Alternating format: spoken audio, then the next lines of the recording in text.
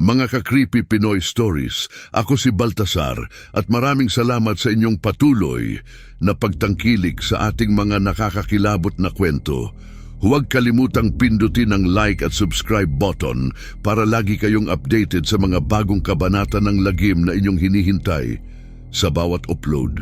Ngayong gabi, sumama kayo sa madilim na paglalakbay ni Adrian kung saan ang kanyang paggising ay simula pa lamang ng isang bangungot na hindi niya matakasan. At sa bawat anino'y may nakatagong panganib, handa kayong dalhin sa isang mundo kung saan ang guni-guni at katotohanan ay hindi na matukoy ang pagkakaiba. Tara na at alamin kung paano haharapin ni Adrian ang mga anino sa liwanag ng buwan. Sa gitna ng katahimikan ng madaling araw, nagising si Adrian sa kanyang condominium unit sa Bonifacio Global City.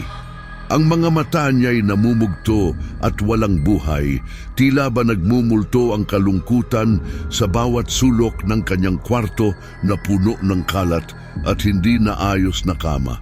Ang mga dingding ay tila sumisigaw ng kanyang pangungulila at ang gabi ay naguukit ng mas malalim na anino sa kanyang pag-iisa. Habang nakaharap sa bintana, tinitigan ni Adrian ang kalangitan na wala ni isang bituin, sumasalamin sa kanyang pakiramdam ng pag-iisa at kawalang pag-asa. Ang mga dumadaang sasakyan sa ibaba ay tila mga mumunting ilaw na hindi maabot, mga tala sa lupa na hindi niya kayang hawakan. Ang bawat ilaw ay tila kumakaway, ngunit hindi para sa kanya. Sa kanyang kusina, ininom ni Adrian ang kanyang gamot para sa depresyon. Ang bawat lagok ay tila pilit at walang lasa. Ang mga bote ng gamot ay nakakalat sa ibabaw ng mesa, nagpapakita ng kanyang pakikibaka sa kanyang kalusugang pangkaisipan. Ang paglunok ng bawat tableta ay parang paglunok ng mga piraso ng kanyang nasirang diwa. Pagkalipas ng ilang oras, naglakad si Adrian sa kahabaan ng High Street. Ang kanyang mga matay nakatungo at umiiwas sa ilang tao na naglalakad din. Bumili siya ng pagkain sa isang 24/7 convenience store. Ang tanging interaksyon niya sa ibang tao ay ang pag-abot ng bayad sa kahera. Ang simpleng pagtango ng ulo ay naging kanyang tanging paraan ng komunikasyon sa mundong tila umiikot nang wala siya. Sa sumunod na umaga, habang nagkakape, binuksan ni Adrian ang kanyang flat-screen TV para manood ng balita. Ang kwarto ay tahimik maliban sa mga balita tungkol sa mga karaniwang pangyayari sa lungsod. Ang boses ng newscaster ay parang luma at paulit-ulit na plaka sa kanyang pandinig. Sa isang iglap, habang lumilipat ng channel, si Adrian ay natigilan nang makita niya sa refleksyon ng telebisyon ang isang figura na nakatayo sa likod niya.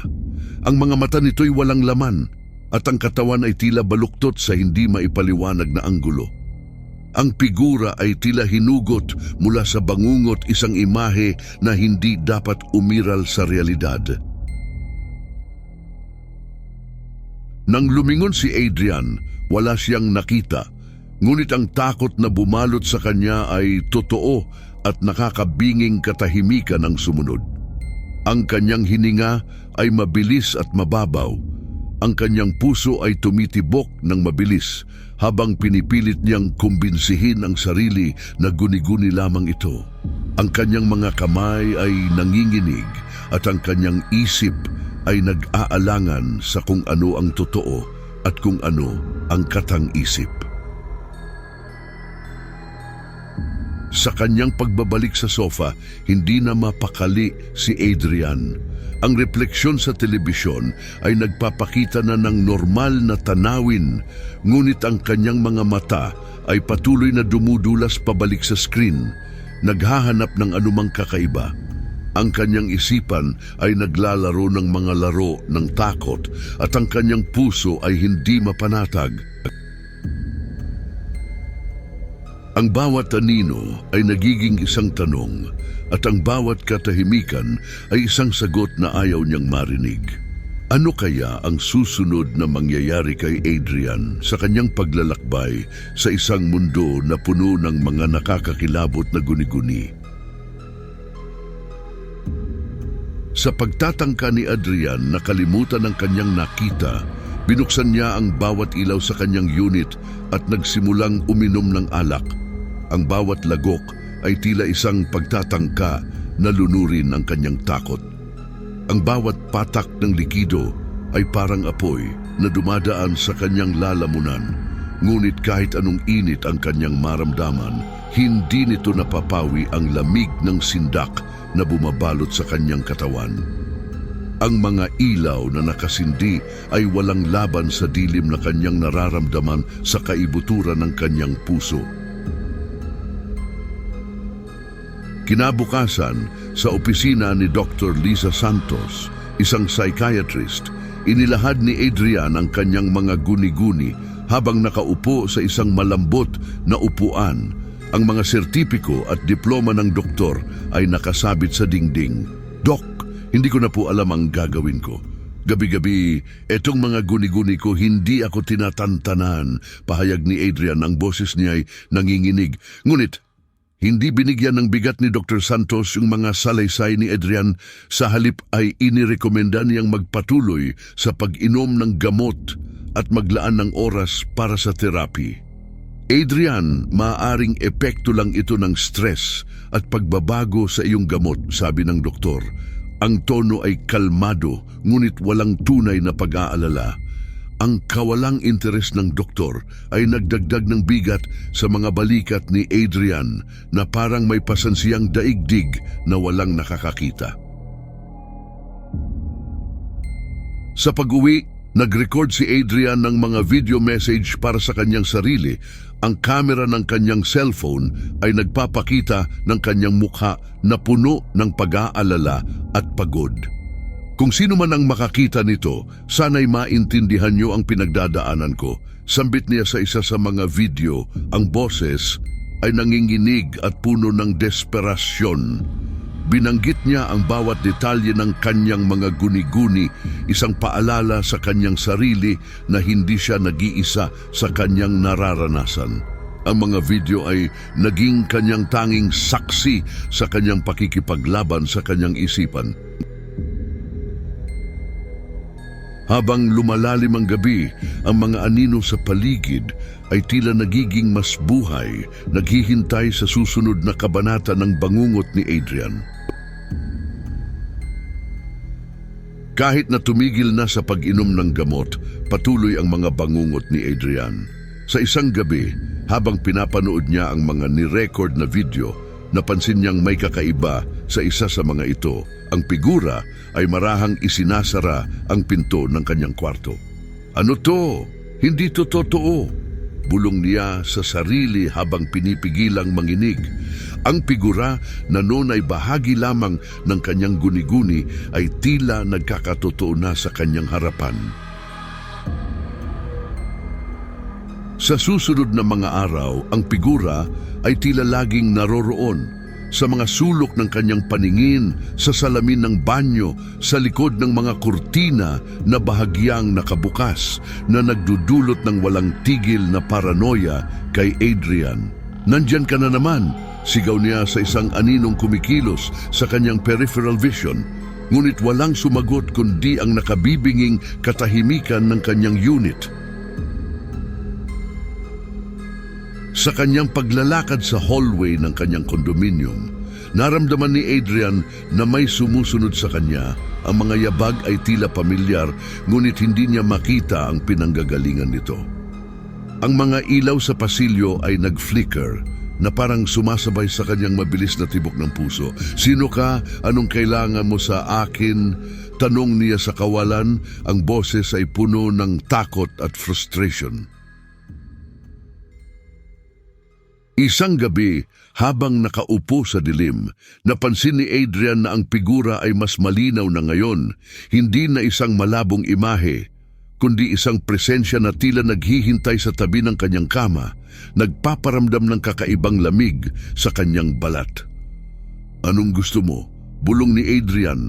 Ang mga mata ay nakatitig sa figura na parang nag-aantay ng sagot. Ang lamig ay yumayakap sa kanya na parang isang mahigpit na yakap mula sa kamatayan.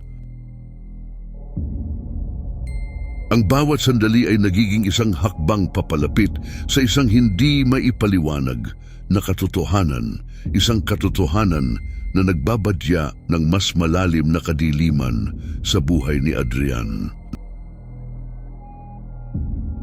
Desperado na at naghahanap ng kahit anong paraan upang makalaya mula sa kanyang mga guni-guni, nagpasya si Adrian na mag-book ng isang kwarto sa isang hotel sa Makati. Pagpasok niya sa lobby, agad siyang napalibutan ng mararangyang palamuti at ng ingay ng mga taong abala sa kani-kanilang gawain. Umaasa siyang ang pagbabago ng kapaligiran ay magiging susi upang mapanatag ang kanyang isipan. "Isang kwarto po para sa isang gabi," sabi ni Adrian sa receptionist. Ang kanyang boses ay halos pabulong sa pagod. Ngunit kahit sa loob ng kanyang hotel room, hindi siya tinantanan ng mga nakakabahalang imahe. Habang naghuhugas siya ng kanyang mukha sa banyo, isang kakilakilabot na pangitain ang sumalubong sa kanya sa salamin. Ang figura na may mga matang nagliliyab sa galit ay tila nakatitig ng diriso sa kanyang kaluluwa. Napasinghap si Adrian at napatunga sa salamin, hindi makapaniwala sa kanyang nakikita. "Ano nung kailangan mo sa akin?" Bulong ni Adrian sa refleksyon na hindi kumikibo. Ang kanyang tinig ay nanginginig sa takot. Sa kanyang pagbabalik sa kondo, nadama ni Adrian na ang figura ay hindi na lamang basta guni-guni, kundi isang nilalang na sumasakop na sa bawat sulok ng kanyang buhay. Ang bawat anino sa kanyang tahanan ay tila nagiging pugad ng kadiliman, at ang bawat kaluskos ay nagpapahiwatig ng isang hindi nakikitang presensya. "Kahit saan ako tumingin, nandyan ka," aniya sa sarili habang dahan-dahang umiikot sa kanyang unit. Ang kanyang mga mata ay puno ng takot at pagtataka.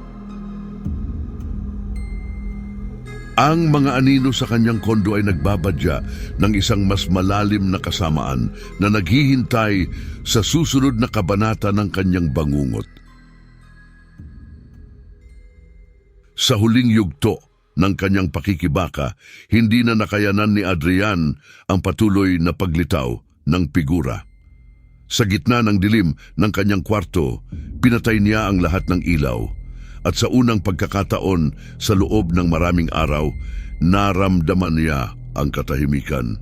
Huminga siya ng malalim at sa pagbuga ay tila kasama na ang lahat ng kanyang takot at pag-aalala. Sa kanyang pagtanggap, isang malalim na kapayapaan ang bumalot kay Adrian. Ang kanyang mga mata na dati ay laging naghahanap ng liwanag ay ngayon ay nakapikit at hindi na naghahanap ng kahit ano pa. Ang mga anino na dati ay kanyang kinatatakutan ay ngayon ay tila nagbibigay ng kakaibang ginhawa, isang malamig na yakap mula sa kadiliman.